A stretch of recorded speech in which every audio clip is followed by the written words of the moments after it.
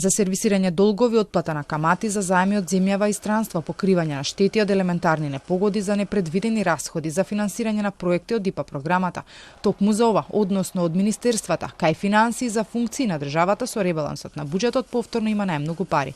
Меѓу оние со поголема каса се Министерството за социјала, образование, одбрана, транспорт, МВР. Дел од нив со прекројувањето добија плюс средства, кај некој нема промени.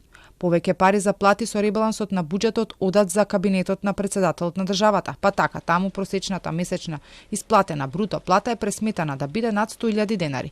Повеќе за плати ќе има и за вработените во Агенцијата за разузнавање, за службата за општи заеднички работи на влада, за судската власт, плюс средства ќе има и за примањата во МВР, а таму ќе се вработат и 160 лица. Во управата за извршување на санкции пак бројот на вработени ќе падне за околу 60, но и ќе добијат повеќе заплати. Со ребалансот на буџетот државата планира да собере повеќе пари, но и повеќе да потроши. Се зголемуваат и средствата кои ќе одат за ПИОМ. За сега едно е сигурно, дека пензиите ќе се зголемат според законот, односно процентуално, а дали ќе добијат и плюс пари со линеарно зголемување допрва ќе се размислува. Дефицитот останува на првичната проекција од 4% од БДП. Инфлацијата ќе порасне од 2,2 на 2,8%.